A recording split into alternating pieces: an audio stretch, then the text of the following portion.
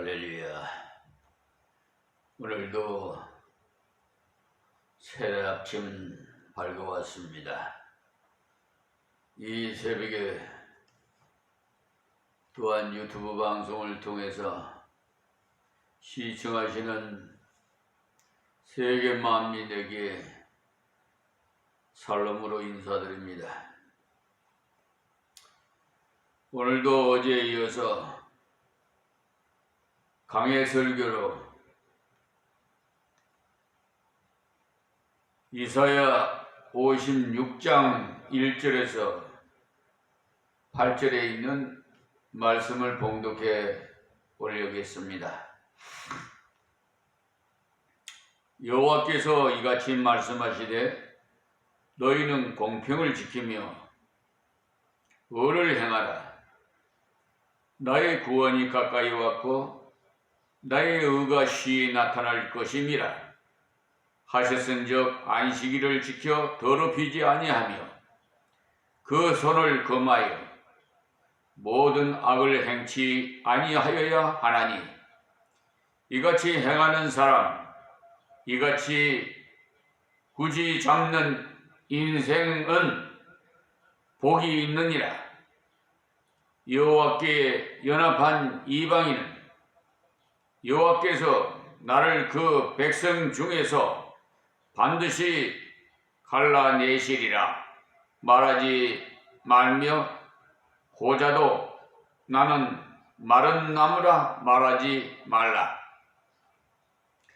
여호와께서 이같이 말씀하시기를 나의 안식을 지키며 나를 기뻐하는 일을 선택하며 나의 언약을 굳게 잡는 고자들에게는 내가 내 집에서 내 성 안에서 자녀보다 나은 기념물과 이름을 주며 영영한 이름을 주어 끊치지 않게 할 것이며 또 나 여호와에게 연합하여 섬기며 나 여호와의 이름을 사랑하며 나의 종이 되며 안식일을 지켜 더럽히지 아니하며 나의 언약을 굳게 지키는 이방인마다 내가 그를 나의 성산으로 인도하여 기도하는 내 집에서 그들 기쁘게 할 것이며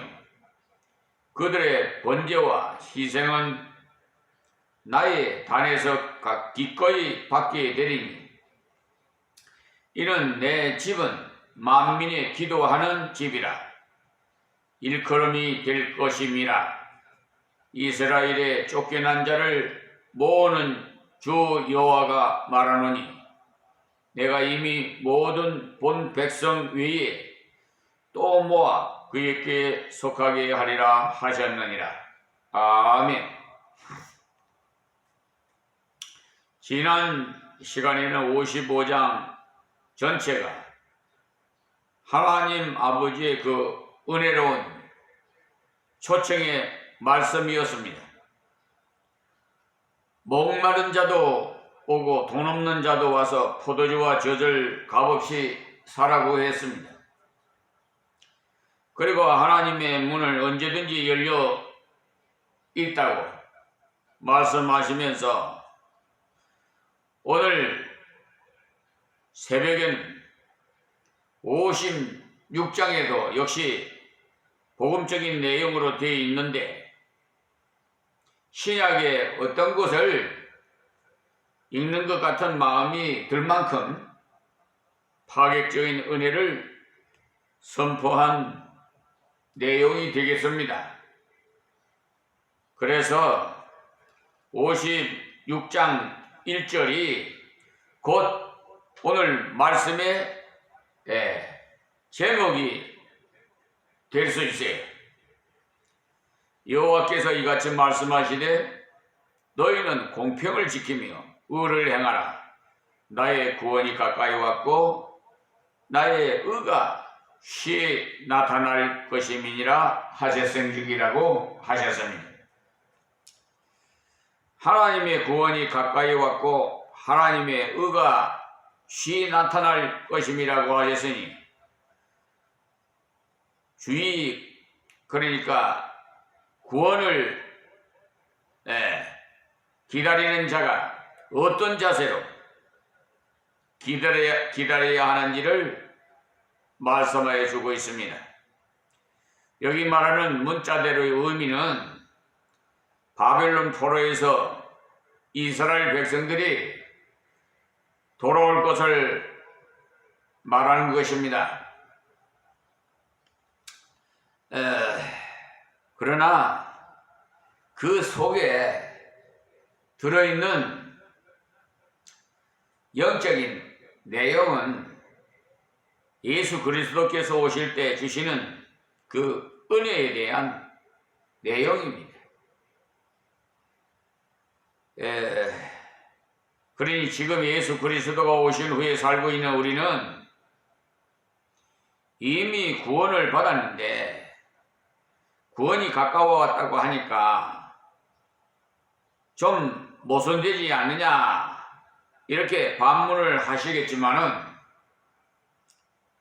그렇지 않아요. 로마서 13장 11절에 바울사도가 성도들이 문제를 권고할 때도 한 말씀이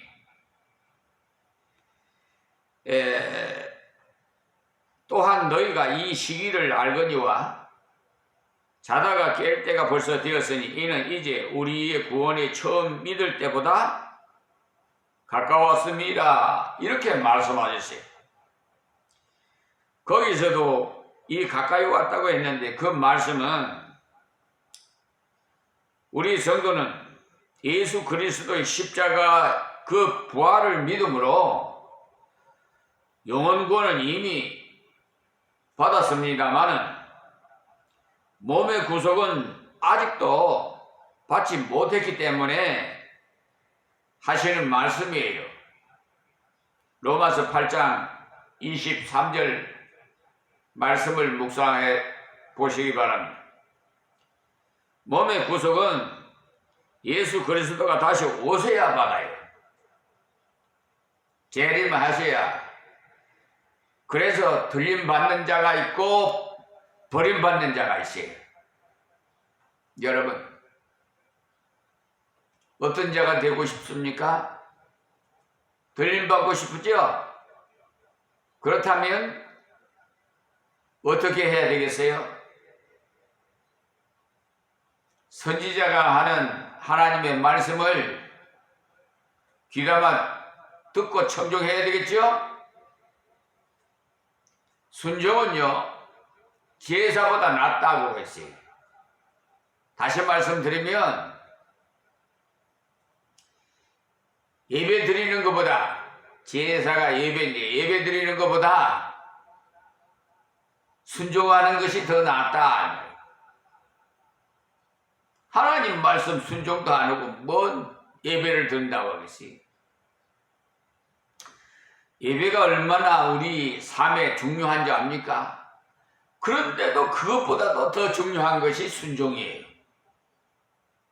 이걸 귀담아 들으시고 마음에 잘 새기시기 바랍니다.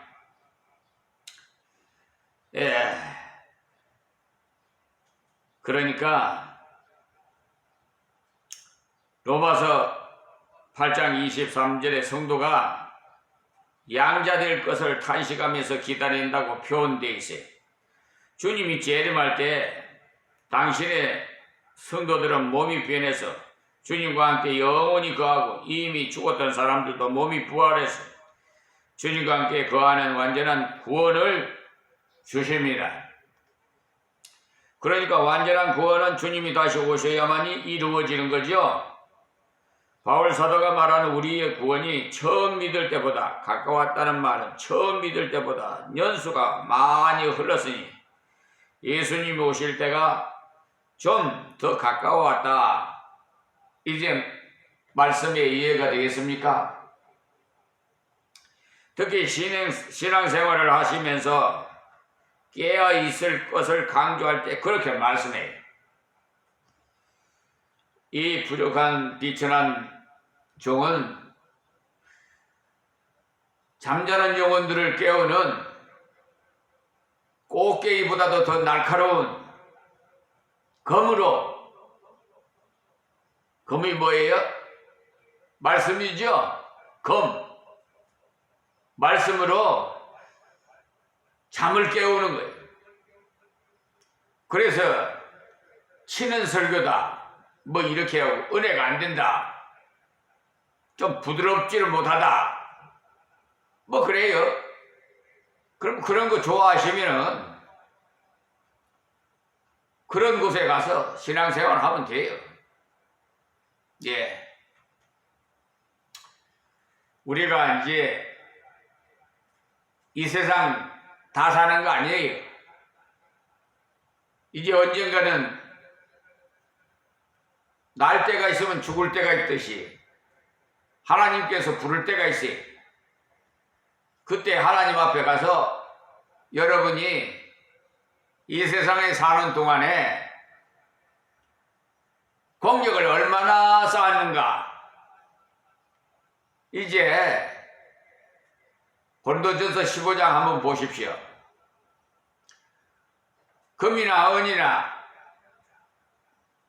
동으로 지은 집은요, 공력을 지은 자는 그래 남아있어요. 불로 살라보면은 남아있지요. 근데 나무나 지푸라기로 같은 것으로 공력을 쌓은 사람은 불을 질러보면 없어와요. 그러니까 구원은 받되 불 속에서 구원받을 것 같으니라. 여러분 그렇게 하시려면 불 속이 어디예요? 음부라고 여러분 아시면 돼요. 천국 가도 불 속에서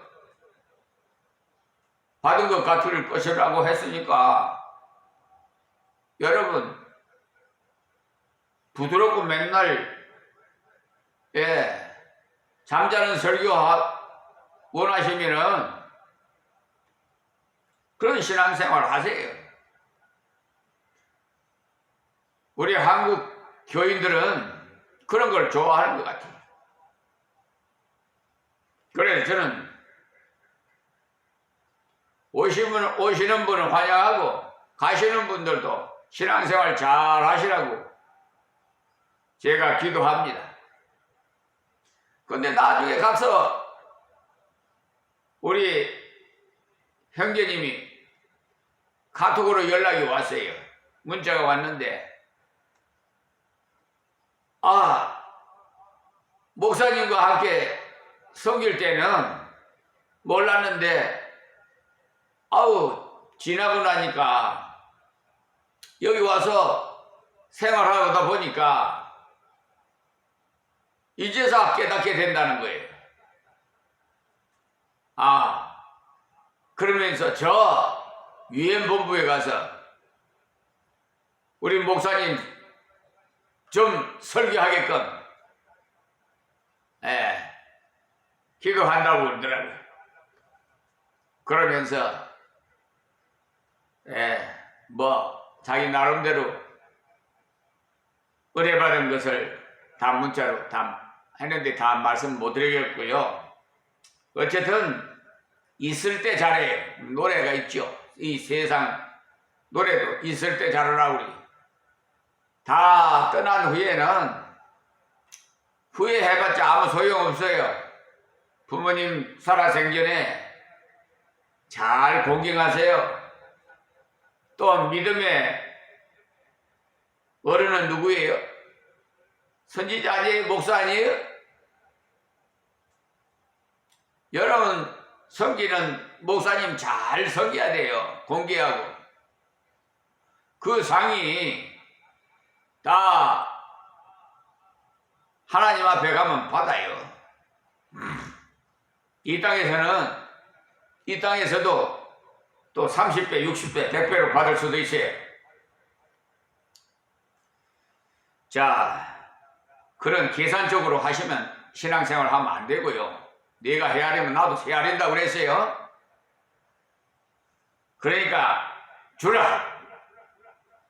주는 자가 복이 있다 그랬어요. 다시 말해서 섬겨라. 예, 예수님이 본을 보여주셨죠? 예. 그러니까 우리는 차츰차츰 주님 앞에 갈 날이 가까워지고 있어요. 주님 오실 날도 가까워지고 있고요. 특히 신앙생활을 하면서 깨어있을 것을 강조할 때 이 비천한 좋은 말씀을 깨우는 설교를 많이 해요. 그래서 저 목회자들 연합회에도, 교회 연합회에 모였을 때도 제가 하나님 은혜 가운데 설교를 맡게 되면은 강도라고 합니다. 설교를. 강도를 맡게 되면은 하나님께서 사정없이 때려쳐요. 마태복음 7장 21절 이하 말씀 그냥 인정사정 없어요. 그러니까 찬물 끼얹듯이 아주 숨소리도 안 들려. 가까운 목회자는 나한테 나중에 목사님도 그러면 되지 않아요? 그래서 내가 한번 호디를 냈습니다만 남이 그런다고 그래요? 따라해요? 다 그 길로 가더라도 부드러운 길로 편안한 길로 넓은 길로 가더라도 저는 좁은 길로 갈 거예요. 하나님만 바라보고 갈 거예요.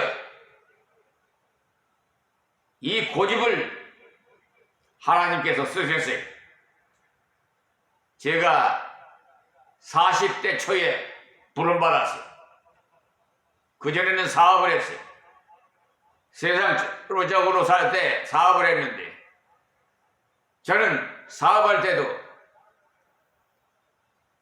힘을 한 적 없이 뭔가 하고 싶으면 그냥 추진해 나갔어요.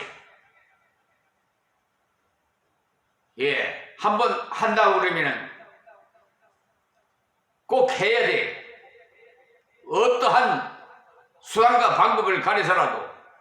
그렇다고 나쁜 짓 해서 하는 거 아닙니다. 예, 순리적으로 얼마든지 할 수가 있어요. 나쁜 마음 가지지 말고 정직하게. 저를 어려서부터 태어나게 하셔서 정직에 대해서 굉장히 많이 마음에 심어주신 것 같아요. 그래서 하나님은 정직한 자를 쓰신다고 그랬어요. 여러분 성경 보십시오. 정직한 사람 하나님 쓰신다고 했지. 맨날 거짓말이나 질질 거짓말하는 사람들은 귀신의 해비라고 했어요. 요즘 기득권 세력들 거짓말 얼마나 많이, 거짓 거짓 뉴스라는가 하여튼 목회자들도 그냥 강단에 섰을 때는 거룩하게 그냥 도둑질을 하지 말라 그래 놓고는 또 사례비도 아팠지도 않는다 그래 놓고는 뒷구멍으로 재정부에 가갖고 한 달에 5천 몇백만 원씩 받아가고 하나님 돈을 횡령하고 도둑질 해놓고는 도둑질 하지 말라고. 정말 아유. 그러니까 정직해야 돼요. 우리 하나님을 믿는 백성들은 좀 구별된 생활에 좀 세상 사람하고 같이 살면 안 돼요. 같은 행동을 하면 안 돼. 좀 같이 더불어 살아도 빛이 되고 소금이 돼야 된다 이 말입니다. 세상 사람들이 본을 받게끔. 세상이 왜 이렇게 부패하냐, 혼란스러우냐, 믿는 자들이 본이 안 되기 때문에 그래요. 세상에 부패비리 생긴 것도 다 우리들의 책임이에요. 누구 탓 아니에요. 그러니까 오늘 본문 56장 이사야 56장 1절에서 8절까지의 말씀은 재림의 이수를 기다리는 합당한 자세가 어떤 자세인지를 가르쳐 주고 있으니까 잘 좀 듣고 은혜 받아서 이 시간 이후부터는 좀 차원이 다른 예배의 삶을 사시길 바랍니다.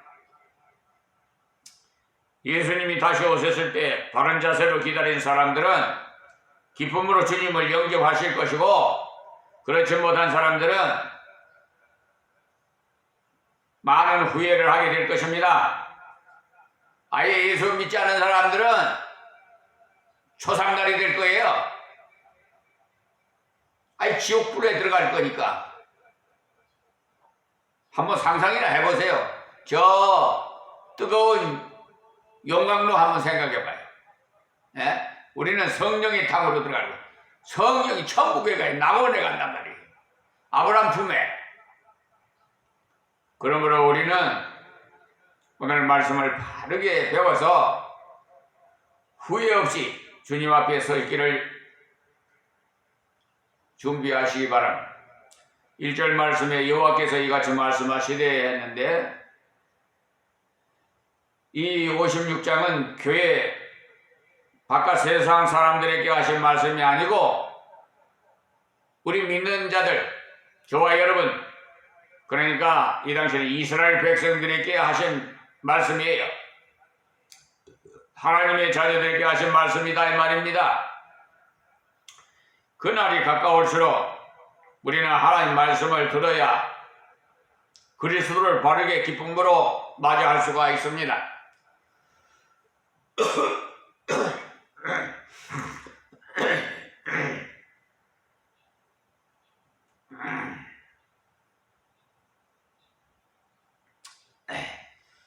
그래서 너희는 공평을 지키며 의를 행하라 말씀하십니다.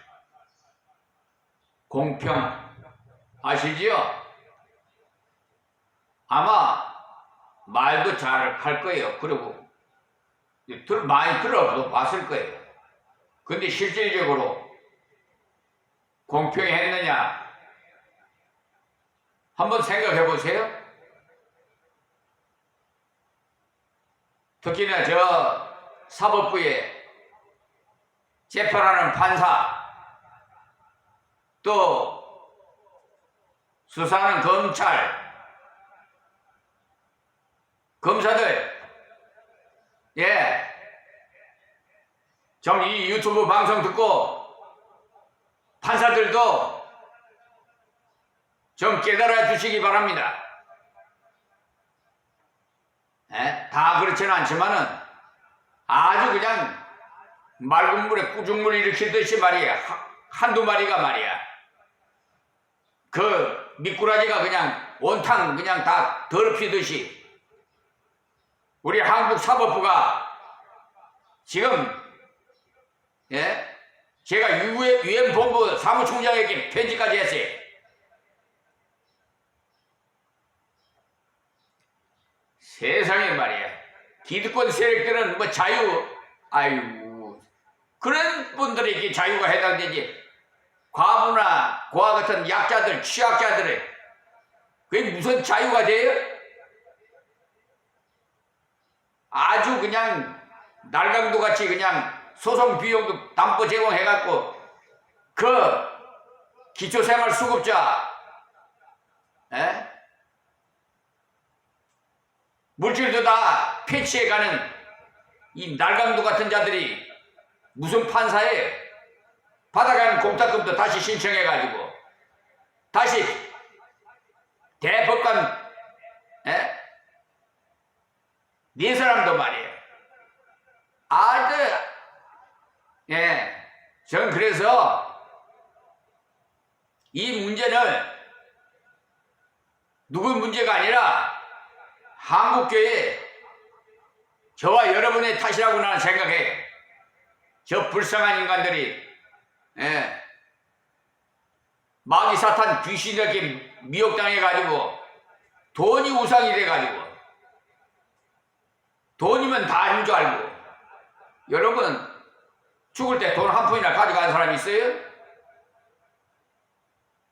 며칠 전에 보니까 바닷속에서 구경하러 아주 억만장자들이 5명이나 다 그냥 죽었더라고. 억만장자 있으면 뭐예요? 돈 많으면 뭐예요? 정신 좀 차려요. 아둔한 사람들아.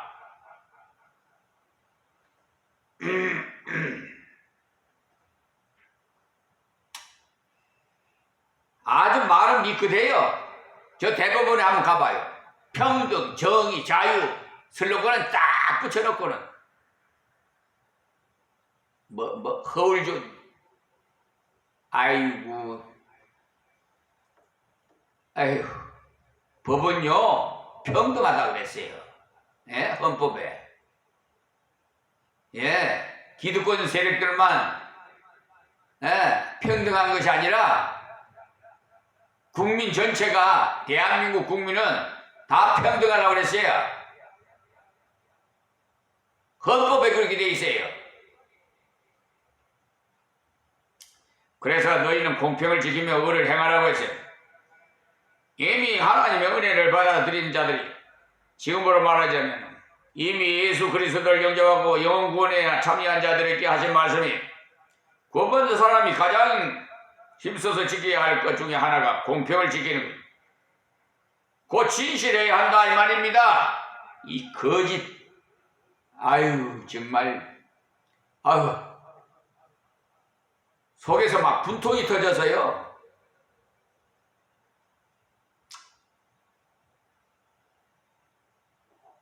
분명하게 정빙 서류에 있는데도 말이에요. 흑인데도 백이라고 그러고 자기 입맛대로 판결을 해요.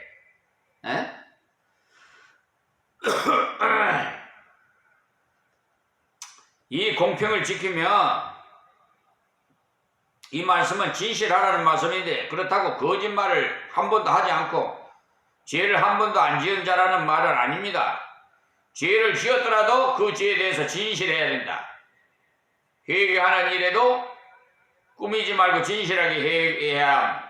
하나님 앞에서 자신의 죄를 진실하게 인정해야 된다 이 말이에요. 자신의 죄를 지은 데 대해서 솔직히 회개할 생각을 하지 않고 오히려 합리화시키려고 그래. 이 못된 자들. 얼마 전에 저 인천 경찰청에 요즘 수사권을 경찰에 넘겼지요. 아니 세상에 신용훼손죄를 갖다가 무슨 바꿔가지고 지 입맛대로 명예훼손으로 바꿔갖고 해비 없으니 허위 공문서 작성죄로 내가 죄와 직권남용죄로 내가 고소를 해버렸어요. 저 인천 지방 검찰 경찰청에다가 가서 진술했어요.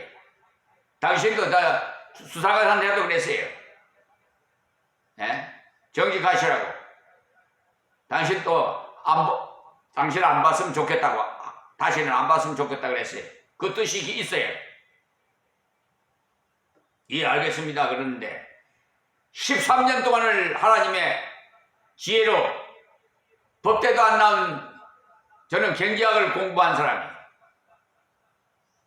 수백 가지 되는 법을 다 가르쳐 주세요. 오늘 여기서 말씀 뵙겠습니다. 하나님 고맙고 감사합니다. 이 유튜브 방송을 듣는 모든 분들이 다 깨어나게 하여 주시옵소서. 예수님의 이름으로 기도하옵나이다. 아멘.